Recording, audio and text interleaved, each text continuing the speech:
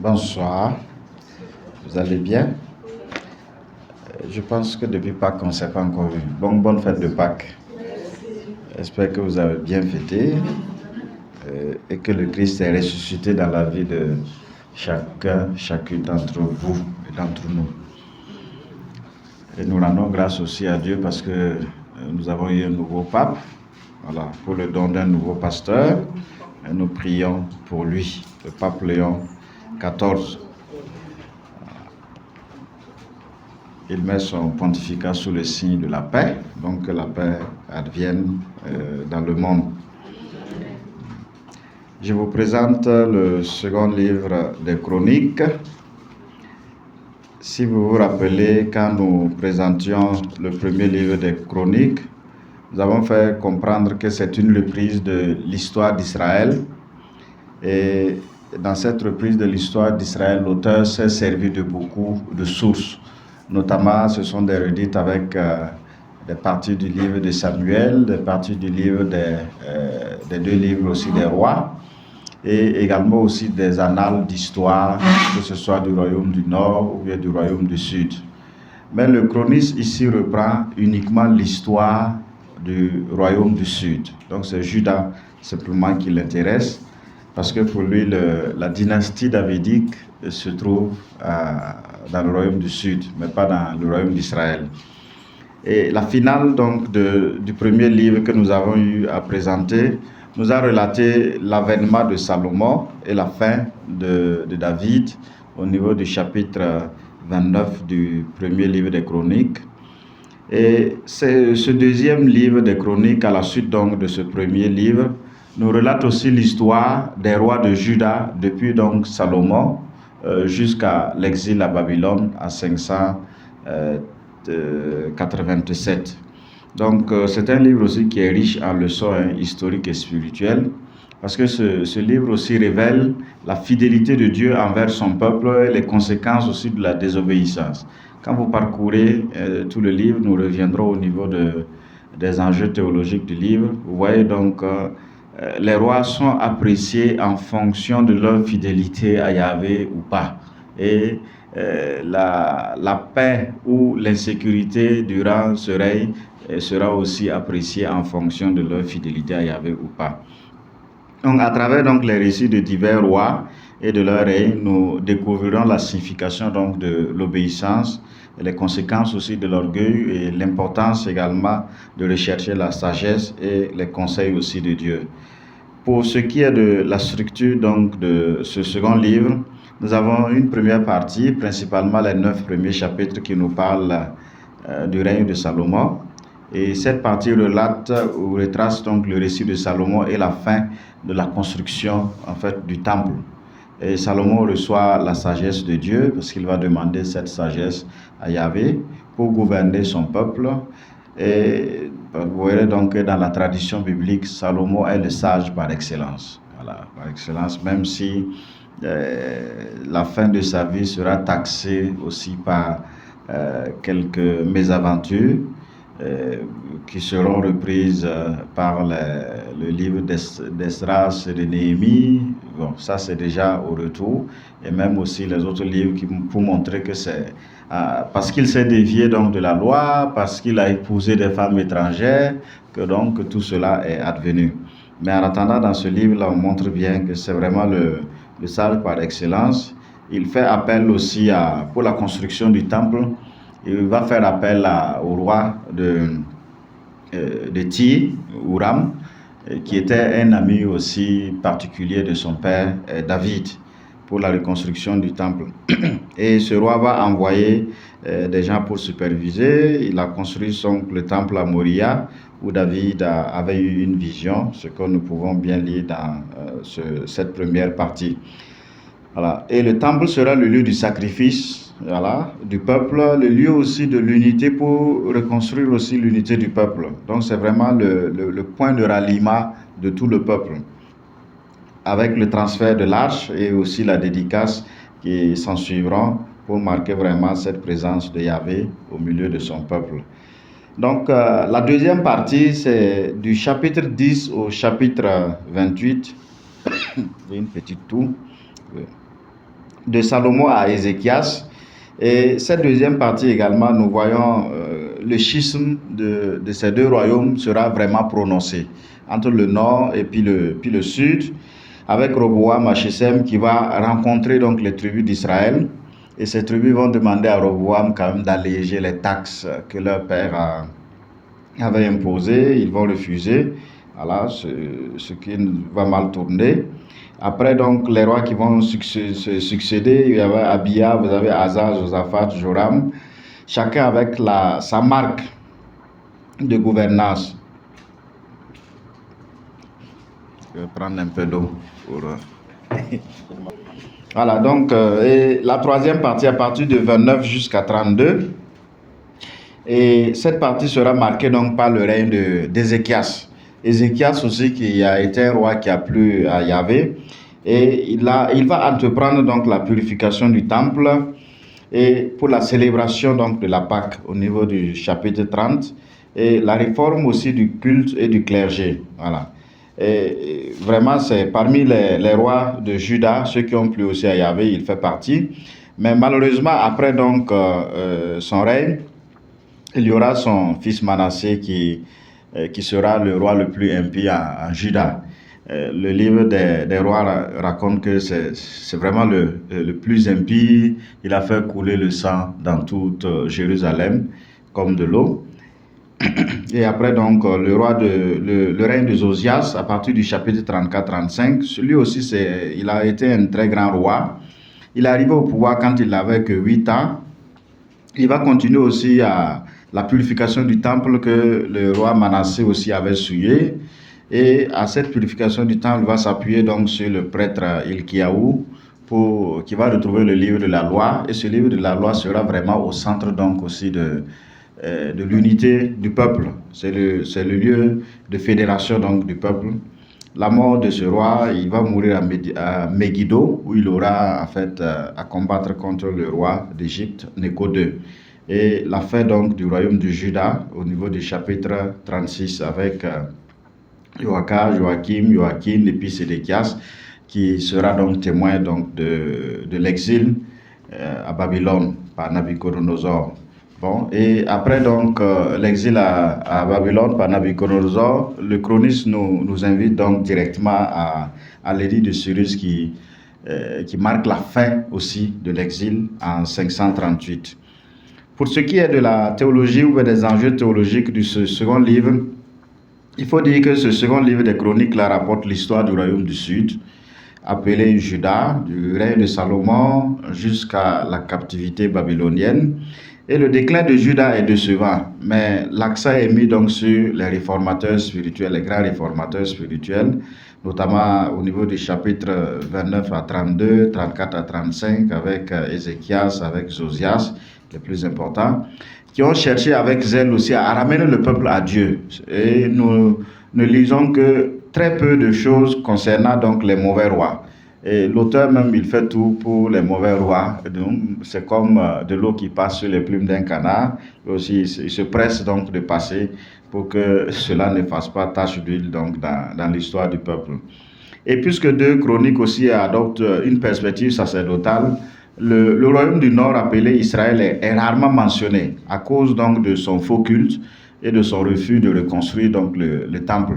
Vous voyez, avec la scission d'Israël en 2 royaumes, vous verrez que bon, le palais du roi était déjà en Juda, et puis également aussi le temple qui est le lieu, je dirais la capitale religieuse, le roi aussi qui est la capitale politique. Juda va travailler plus à développer son royaume au niveau économique, voilà, pour aussi être comme un contrepoids ou pour pouvoir se comparer aussi au royaume du Sud. Donc voilà pourquoi aussi le chroniste ne cherche pas trop à faire mention du royaume du Nord, parce que ce royaume du Nord aussi sera influencé par ces royaumes voisins. Ils vont construire plusieurs centres, puisque le temple est à Jérusalem, et par orgueil, ils ne voudraient pas descendre à Jérusalem pour adorer ou pour écouter la loi. Ils vont construire des sanctuaires, et petit à petit, certains rois vont venir amener des divinités païennes et installer aussi dans ce royaume-là. Voilà pourquoi vraiment il passe sous silence dans ce qui se passe au niveau du royaume du Nord. Comme un premier thème, nous pouvons parler de la sagesse de Salomon et la construction du temple, pas la reconstruction, mais la construction du temple. Parce que ce second livre des Chroniques commence avec l'ascension de Salomon sur le trône après la mort de son père David. Et la sagesse et la compréhension de Salomon sont légendaires. Et Dieu a promis de le bénir avec richesse et honneur s'il obéissait donc à ses commandements. Donc le chapitre 1, le verset 12. Et l'entreprise la plus importante de Salomon fut la construction en fait du temple de Jérusalem, une structure magnifique qui servirait de centre de culte pour la nation d'Israël. Et la construction du temple était en fait un immense projet qui a impliqué des milliers d'ouvriers, des artisans et qui a duré aussi 7 ans. Donc au niveau des chapitres 3 et 4, nous pouvons voir cela. Et lorsque le temple fut enfin terminé, une grande cérémonie de dédicace a eu lieu et Salomon pria Dieu demandant donc sa présence pour habiter dans le temple. Voilà, avec le transfert donc de l'arche et la dédicace aussi du temple. Donc Dieu a répondu en remplissant le temple de sa gloire, signifiant aussi son acceptation de la prière de Salomon et du temple lui-même, au niveau du chapitre 7. Cependant, le règne de Salomon n'était pas sans défaut. En vieillissant, comme je l'avais dit au tout début, il a permis à ses épouses étrangères de l'influencer dans l'idolâtrie, éloignant donc la nation de Dieu. Vous verrez que au retour de l'exil, les prophètes ou bien ceux qui vont aider à la reconstruction, que ce soit Néhémie et Esdras, ils vont s'opposer donc aux femmes étrangères. Ils vont même demander aux fils d'Israël de les congédier, parce que c'est à cause d'elles que la nation est tombée en désuétude, la nation est tombée en disgrâce donc devant Yahvé. On peut parler aussi de l'importance de l'obéissance et les conséquences aussi de la désobéissance. Je l'avais déjà souligné au début encore pour montrer que il est question d'obéissance et désobéissance des différents rois qui se sont succédés. Et tout au long de ce second livre des Chroniques, le thème de l'obéissance au commandement de Dieu et les conséquences aussi de la désobéissance sont clairement en fait mises en exergue. Lorsque les rois et le peuple de Juda ont obéi à Dieu, ils ont fait l'expérience donc de ses bénédictions et de sa protection. Et lorsqu'ils se sont détournés de Dieu, ils sont désobéissants, ils ont poursuivi aussi dans l'idolâtrie, et ils ont fait face donc à de graves conséquences, notamment des défaites militaires, la famine, il y a aussi le déclin de la nation. Vous verrez avant donc l'institution de la monarchie, de la royauté, vous verrez que c'est tout le peuple que Yahvé pouvait punir suite à leur faute, ou bien tout le peuple que Yahvé béni suite aussi à leur obéissance. Mais avec l'avènement de la monarchie, la faute du roi incombe à tout le peuple. Donc si Yahvé doit punir, il punit tout le peuple. Si l'obéissance aussi du roi, c'est le salut aussi de tout le peuple. S'il doit bénir, il bénit également aussi tout le peuple. Donc vous avez au niveau du chapitre 14, le roi Asa, l'un des rois justes de Juda, qui a fait confiance au Seigneur et a rapporté la victoire donc sur l'armée éthiopienne. Et cependant, plus tard dans son règne, Asa s'est appuyé donc sur un traité avec le roi de Syrie au lieu de demander donc l'aide de Dieu. Donc c'est montrer aussi la faiblesse de Yahvé en demandant l'aide de Dieu, ce qui va entraîner donc la désapprobation de Dieu et la perte donc de la paix pour la nation. Voilà donc l'explication qu'on va donner au niveau du chapitre 16. Donc ce modèle d'obéissance menant à des bénédictions et de désobéissance menant à des conséquences est vraiment un thème très récurrent dans ce second livre aussi des Chroniques. On peut avoir aussi l'exemple de Roboam, le fils de Salomon, qui a d'abord recherché les conseils de Dieu au niveau du chapitre 11, mais a ensuite aussi abandonné les voies de Dieu et construit la nation, conduit même toute la nation à l'idolâtrie au niveau du chapitre 12. Donc en conséquence, le roi d'Égypte, ses oncles, a envahi Juda et Roboam aussi fut forcé de mettre donc les trésors du temple et du palais royal, de remettre tout cela au roi d'Égypte. Il y a également aussi un autre thème, le rôle des prophètes dans la conduite des rois et de la nation. Jusque-là, ce second livre des Chroniques tente de montrer ou bien de chercher à sauvegarder deux grandes institutions. Vous avez la royauté et vous avez aussi le sacerdoce. Vous avez la réforme donc, du clergé qui est entreprise donc, comme Ézéchias, tout comme Josias. Voilà. Mais il y a cette mention de la royauté, du prophétisme qui devient comme une grande institution aussi et qui va s'opposer en fait aux options politiques ou sociales du roi et qui va aussi s'opposer également aussi aux Lévites qui accomplissaient le sacrifice, le service du temple. Donc, tout au long de ce livre, Dieu envoie des prophètes pour transmettre ses messages et ses conseils au roi, les exhortant aussi à rester fidèles et à obéir également aussi à ses commandements. Donc, c'est à partir donc de cette période que nous avons de façon successive les prophètes, en commençant donc par le prophète Amos, après Osée, après Isaïe, Michée, et ainsi de suite. Et cette époque, donc, ce sera vraiment le prophète Isaïe qui sera dans la cour du roi, voilà, auprès du roi Akaz. Voilà. Il a choisi d'ignorer donc l'avertissement aussi de Michée, et puis bon, cela va entraîner donc la mort et la défaite de son armée. Donc l'importance d'écouter les prophètes de Dieu et de tenir compte aussi de leurs conseils est une leçon vitale qu'on peut retrouver également aussi dans ce second livre. Il y a un autre prophète, Azaria, voilà, qui a encouragé le roi Asa au début de son règne, l'exhortant à rechercher Dieu et à rester fidèle à ses commandements.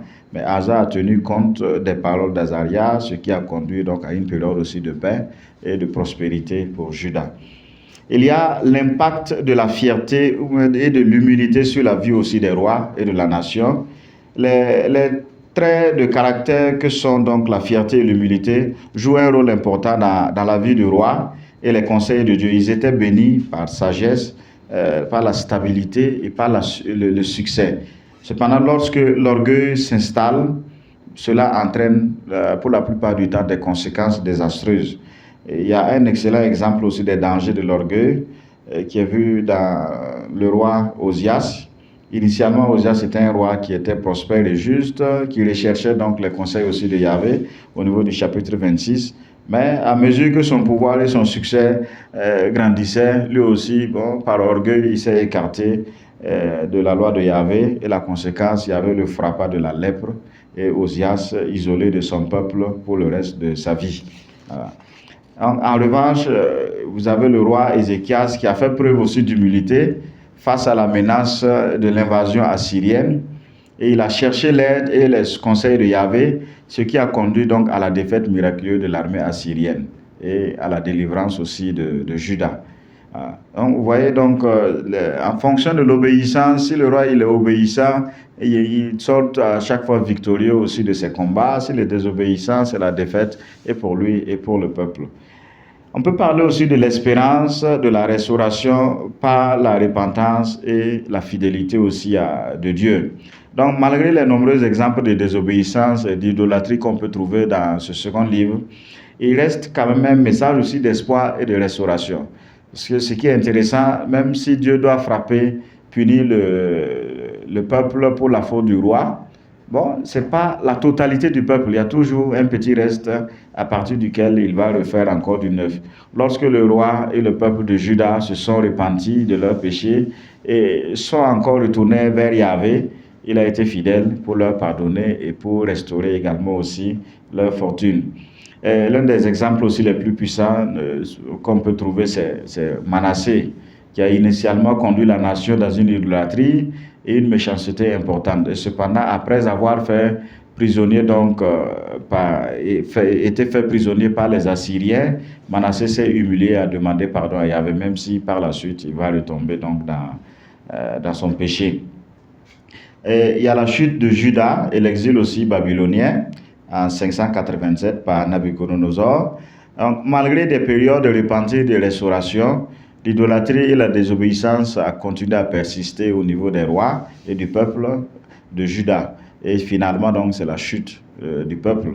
L'empire babylonien dirigé par le roi Nabuchodonosor va envahir Juda et il va détruire le temple, amener de nombreux habitants en exil à Babylone. Et cet événement tragique donc, a marqué la fin du royaume de Juda et a servi donc de rappel dégrisant donc des conséquences de la désobéissance au commandement de Yahvé. Donc on va montrer donc l'exil plus tard comme état donc la conséquence de la désobéissance et vous montrer encore aussi dans cet exil le châtiment de Yahvé et une occasion de purification du peuple pour qu'à partir au sortir donc de l'exil, un nouveau peuple donc puisse adorer Yahvé en esprit aussi et en vérité. Il y a les promesses de restauration et de retour de l'exil. Voilà. C'est vrai que le livre a passé le temps aussi à montrer donc ces rois qui ont été fidèles, ces rois qui ont été infidèles, mais il reste tout de même une promesse de restauration et de retour. Parce que tout n'est pas fini avec l'exil. Même au milieu du désespoir, la fidélité de Dieu envers son peuple est évidente. Voilà. Donc les derniers versets donc, de ce second livre des Chroniques, au niveau du chapitre 36, là, offrent une lueur d'espoir, alors que le roi perse Cyrus, qui a conquis Babylone, a publié un décret autorisant donc le peuple de Juda à retourner. Et même tous les autres peuples qui étaient oppressés par Babylone, ils sont maintenant libres, ils peuvent retourner. Donc cela va coïncider avec la deuxième partie du livre d'Isaïe, les chapitres 40 à 55, qui va annoncer donc la fin de l'exil. Consolez, consolez mon peuple. Dites à mon peuple que son service est accompli, qu'il a reçu double punition donc, pour ses fautes. Voilà un peu comment l'exil est vu donc, dans le milieu biblique. Comment le Nouveau Testament exploite donc ce second livre des Chroniques. Donc toutes les références faites au roi et au temple dans l'Ancien Testament sont le reflet donc, du véritable roi des rois, Jésus-Christ, et du temple du Saint-Esprit, alors son peuple. Même les meilleurs rois d'Israël avaient des défauts qui caractérisent donc tous les hommes pécheurs et ont dirigé aussi le peuple de manière imparfaite. Mais Jésus-Christ a pris chair et a établi sa demeure, son trône parmi nous en tant qu'héritier légitime aussi de David. Donc il est le roi parfait qui régnera avec justice, qui régnera aussi avec sainteté, chose dont les meilleurs rois d'Israël ne pouvaient que rêver. Voilà. Et de même, le magnifique temple construit par Salomon n'était pas fait pour durer éternellement. Et il y a des intempéries qui ont eu raison sur lui, donc notamment que ce soit l'exil, qui va marquer vraiment aussi la fin, la destruction du temple. Tandis que le temple du Saint-Esprit, c'est-à-dire ceux qui appartiennent au Christ, subsistent éternellement. Nous qui appartenons à Jésus, nous sommes donc ce temple, fait non de main d'homme, mais de la volonté donc de Dieu, dira donc Saint Jean. Donc l'Esprit qui demeure en nous ne nous quittera jamais et nous remettra un jour sain et sauf donc entre les mains de Dieu. Aucun temple terrestre n'a reçu une telle promesse, voilà, quoique construit par Salomon, qui fut le roi le plus sage. Donc le lecteur donc, des Chroniques est invité à évaluer chaque génération passée pour discerner pourquoi chacune d'elles a été bénie pour son obéissance ou puni pour sa désobéissance. Donc, c'est vrai, nous sommes un peu une mentalité marquée aussi par la causalité, cause à effet. Si je souffre de tel mal, c'est que j'ai été puni. Mais il nous faut aussi quitter un peu dans ce domaine-là. C'était à une époque aussi où il y avait progrès. Même si aujourd'hui on peut toujours, ce qui est sûr, celui qui est fidèle à Dieu, il est béni. Voilà. Même si cette bénédiction n'est pas matérielle, visible aux yeux de tout le monde, il y a la bénédiction individuelle ou bien la bénédiction collective. Si notre nation, si notre Église, ou bien si nous-mêmes nous sommes éprouvés, il nous est utile donc de comparer notre foi et nos actes à l'expérience des Israélites sous le règne donc des différents rois qu'ils ont eus. Dieu est le péché et ne tolérera jamais. Mais les livres des Chroniques nous enseignent avant tout que Dieu veut pardonner. Il veut pardonner et guérir. Voilà, à chaque fois que le roi revient pour demander pardon, il pardonne. Et il guérit aussi ceux qui prient et se répandent d'un cœur humble.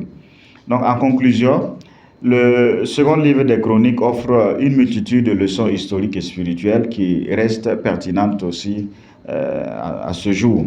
Donc l'importance de l'obéissance à Dieu, les conséquences de l'orgueil, l'espoir de la restauration par la repentance, le rôle des prophètes dans la conduite aussi des rois et de la nation, et la promesse de la restauration et du retour de l'exil ne sont que quelques-uns des thèmes critiques que l'on retrouve donc tout au long du livre.